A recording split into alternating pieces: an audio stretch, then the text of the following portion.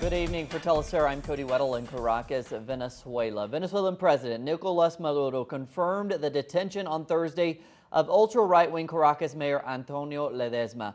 Ledesma is accused of participating in the thwarted coup attempt against the democratically elected government. He will face trial for his link to plans to topple the government of Maduro. Maduro claims that the U.S. is directly involved in the coup plans that were foiled last week by the Venezuelan government. Lo llaman el vampiro, pero no lo llamo yo. They call him the vampire. That doesn't come from me, but several generations of Venezuelans call him that. Mr. Ledesma, Antonio Ledesma, who was arrested today by court order, should be charged by the Venezuelan justice system to answer to accusations of crime against the peace and security of the country and the Constitution. La Constitución.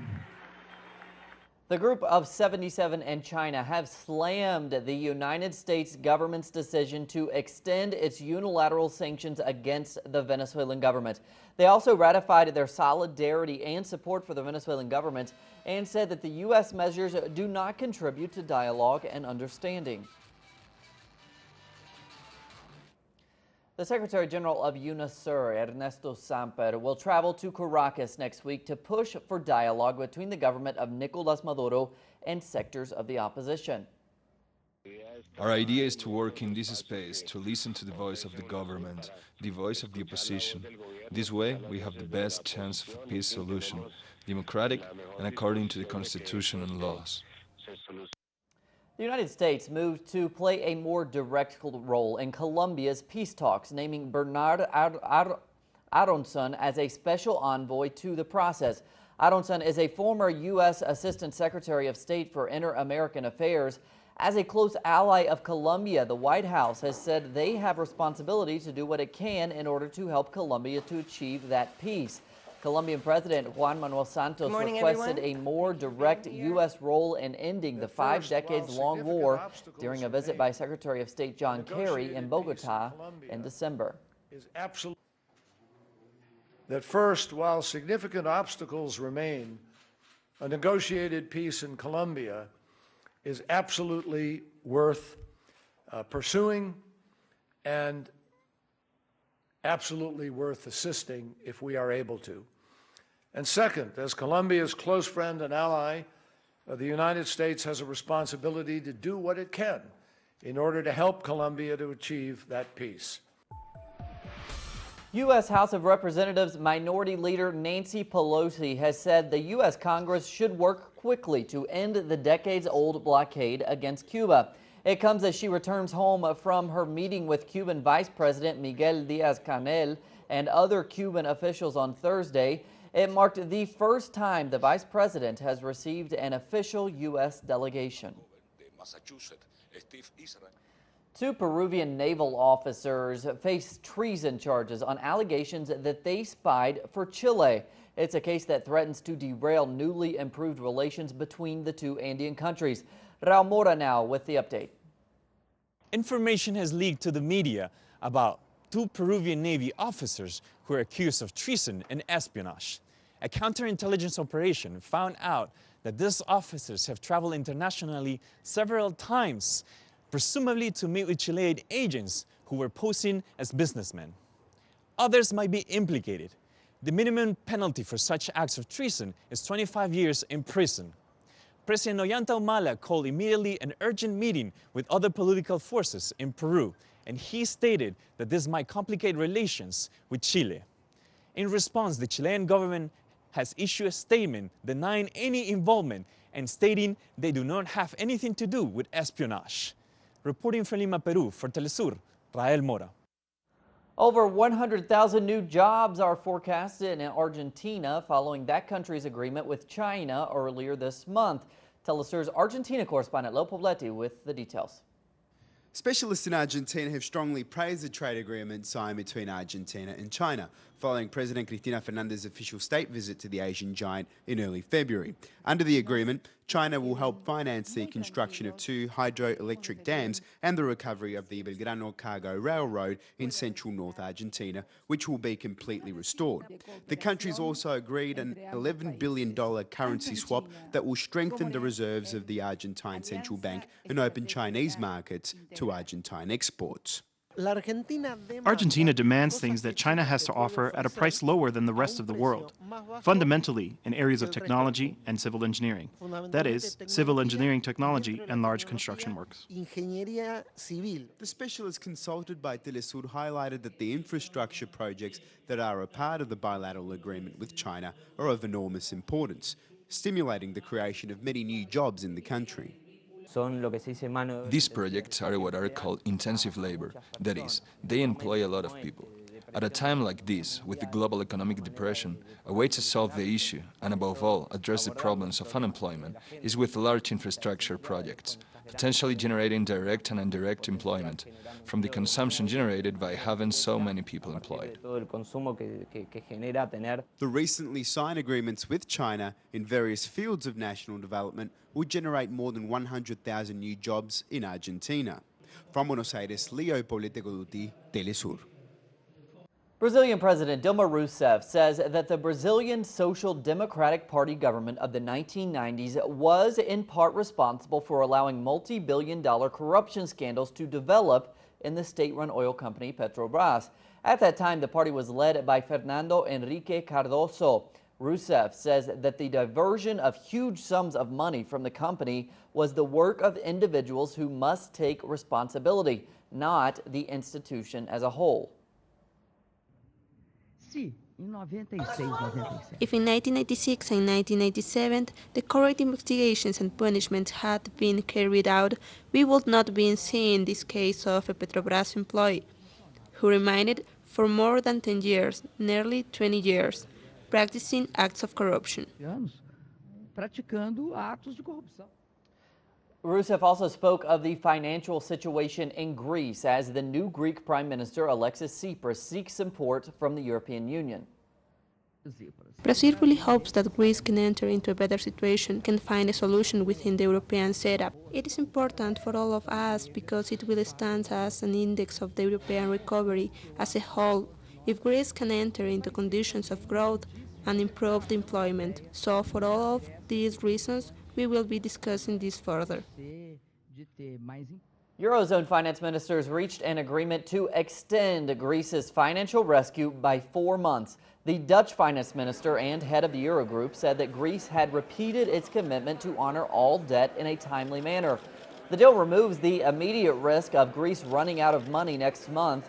Now, it also provides a breathing space for the new Greek government to try to negotiate longer-term debt relief with EU creditors. We have exchanged our views on Greece. Our finance minister will hammer out the details. It still needs significant improvements in the substance of what is being discussed so that we can vote in it on the German Bundestag, for example, next week. I believe that with the meeting of European finance ministers, the Eurogroup, today, the intensive phase of the work has started, and I hope that will happen. And also here Germany and France are in close agreement. To the U.S. now, the White House will seek an emergency order to allow the federal government to issue work permits and provide legal protections to hundreds of thousands of undocumented immigrants. The move came in response to a ruling issued by a federal judge on Monday night, indefinitely postponing President Obama's sweeping executive actions on immigration. Now, if the stay is in fact granted, the government could restart a pair of executive programs that will shield millions of undocumented immigrants from deportation. U.S. and British intelligence agencies have stolen encryption keys that protect the privacy of cell phone communications all over the world. The U.S. National Security Agency and its British counterpart, the GCHQ, obtained the keys by hacking into the internal computer network of Gelmoto. Gelmoto is the world's largest SIM card manufacturer.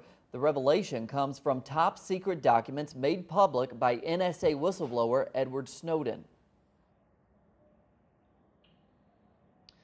French and German leaders are more convinced than ever that the Minsk agreements aimed at resolving the ongoing Ukrainian crisis should be fully implemented and a ceasefire observed. In a joint conference in Paris, French President Francois Hollande and German Chancellor Angela Merkel also added that any country that fails to respect the Minsk agreements will face sanctions.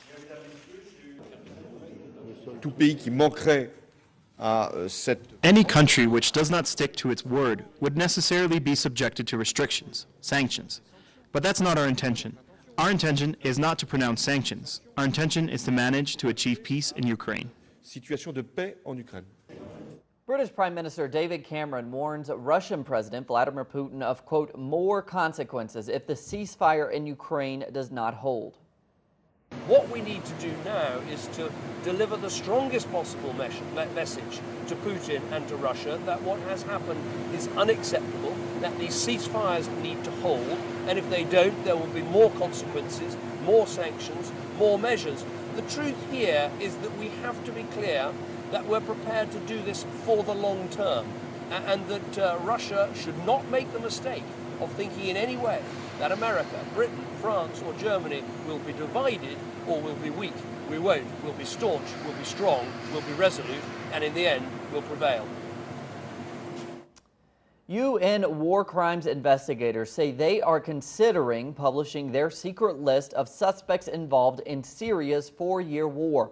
They also urge the Security Council to refer to the Syrian conflicts to the International Criminal Court. And an immense amount, an immense package of crimes are committed daily in Syria, and nobody, the Security Council is not acting, despite the resolution we had. So we are appealing again here before the Security Council, asking for justice, asking that they decide finally a referral to justice. ICC, a tribunal ad hoc, that are the alternative, we put the alternative to, and we expect really after 4 years that something must be done. We hope, I think, because this commission is doing what the mandate from the council is, but I think that the victims are expecting justice. Syrian rebels attacked government positions north of Aleppo in a move which would keep open the rebel supply line from Turkey into the city. Rebel and Islamic battalions backed by the Nusra Front advanced in the Al-Malaa area in clashes with Syrian government forces backed by Hezbollah. The rebel attack destroyed a government tank and killed 17 soldiers on the government side.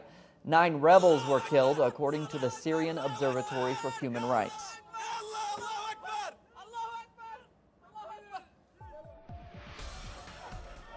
Palestinian protesters clashed with Israeli security forces near the main gate of Shuhada Street in the West Bank city of Hebron. They were protesting against the Israeli closure of Hebron's main street, which was closed by Israel in 1994.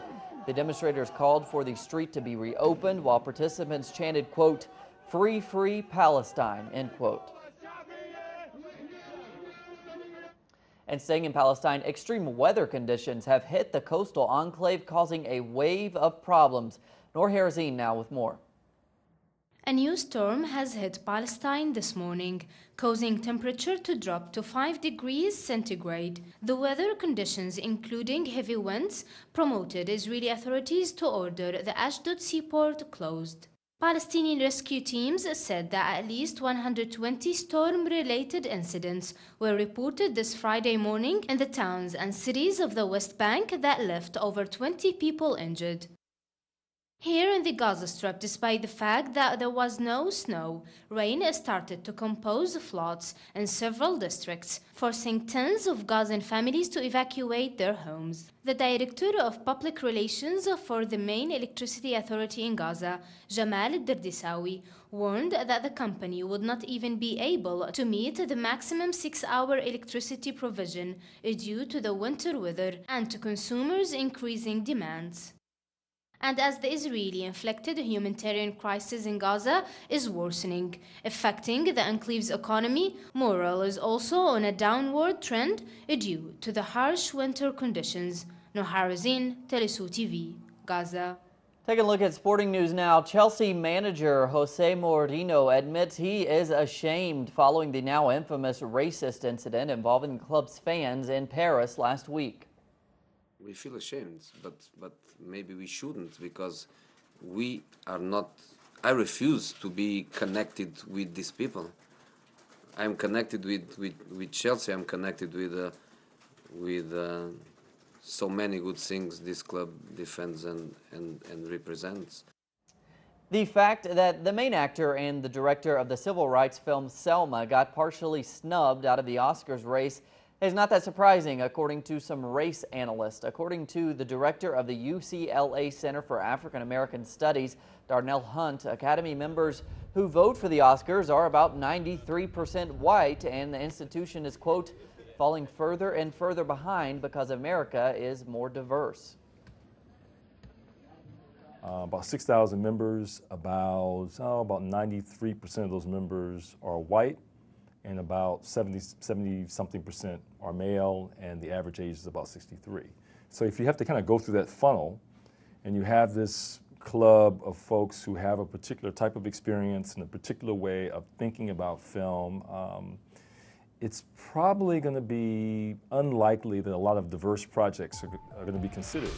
That's where we ended today. Plenty more on those stories and others at our website, telesurtv.net/English. For Telesur English, I'm Cody Weddle. Hope you have a great weekend.